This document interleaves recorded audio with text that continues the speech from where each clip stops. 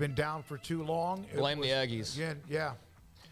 From Skeeter Bear, I don't read too many of the notes from the message boards, but on occasion when it does relate to what we've done on this show, he said Dennis Dodd, it's Dodd, by the way, it's singular, didn't exactly give a ringing endorsement for the Big 12 being anything more than a future group of 8 conference in the future. I sure hope you guys have him back on the show one day to eat some crow on this, if he has to. It does reiterate the dilemma that the middle class of the Pac-12 is in. Do they wax nostalgic for keeping the Pac-12 together, but they stay put, they thereby doom both themselves and the Big 12 plus the ACC to unquestioned third-tier status? Or do they make a move which would guarantee at least maybe a close second-class status? Well, I mean, that's what they need to try and do, in my opinion, because you can't just sit around and wait to figure out what the Big Ten and SEC are up to, because they're going to sit there and wait for, somebody to, like a USC, UCLA, Oklahoma, or Texas, and so who's the next one? So Notre Dame's a different animal altogether, and if that happens, then, Katie barred the door. But, who says, because there's really only 8 schools after Notre Dame that you could even really make the argument for, given their strategy, that the Big Ten or SEC would want to help that. Because they're not going to do, like, the Big Ten's already got that, their television market's kind of covered. So there's only other ones that would really help, because they're not going to go deep into the roster. They're not going to just all of a sudden decide, well, we need to be in Kansas, so Kansas State's on the list. It's not that. There are... Give me the 10. I would say, and I don't think there's even close to 10. I said there's probably only 8 more. Okay. Like Notre Dame's the one. North Carolina, Clemson, Florida State, Miami would make them.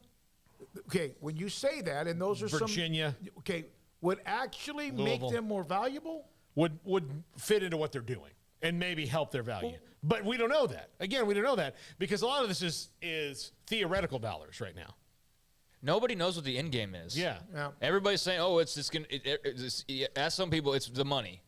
Okay, well, if it's only the money, if it's just about money, well, then the party's pretty much over outside of Notre Dame. Yep. Yeah. I mean, and then beyond that, it's like maybe a couple schools, like maybe, and that's with Notre Dame, not without Notre Dame.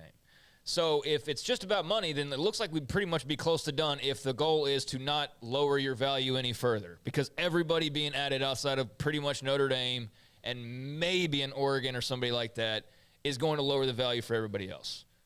So if that's the end game, then that's pretty clear cut. If the end game is to be at 24 teams per conference, then, with 2 major conferences, then we're far from done. And there's going to be, a mass exodus from the ACC at some point, and some of those Pac-12 schools and probably some Big 12 schools will be on their way out as well, if they're going to blow up to those types of numbers. But do we know that? No, we don't. We don't know what the end goal is as far as the number of teams they want. Dennis Dodd is reporting, the SEC is good at 16 or Big Ten's good at 16 for right now. So if we knew that, we could say, okay, they're at 16, they're good at 16. Well, then, boom, that story's over. But we don't know. And certainly Kevin Warren being at media days and saying, no, we're open. We're willing to be open for anything. That's not, calming the waters whatsoever either. So, there's a lot of speculation on what the end goal is, but I don't think anybody other than the power brokers behind the scenes, whoever that all entails, really know, like, what's that final number of teams? What's the final goal of the conferences involved? What's the playoff system look like? And what does college football look like? You know what I mean? Without having those blanks filled in, I mean, in theory, the Big Ten could just keep adding and adding teams. And I know that the antitrust thing that he mentioned comes into play at some point and all that. But, yeah, I don't know. I think there's still, there's just the mystery of who's actually pulling the strings behind the scenes and what do they want to see college football look like in 10 years.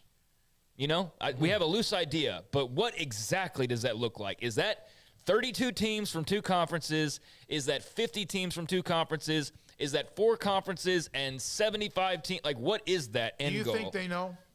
I think that there's too many smart people who have been able to make moves like USC, UCLA to the Big Ten, and like Oklahoma, Texas to the SEC, that were clearly way smarter than everybody else in the room, or were able to see where people weren't going to be looking and make moves. That, I think there's always something going on, because there's always more money to be made. The time when it's going to just completely settle down is when the money dries up. Well, the money will never dry up. Okay. I don't.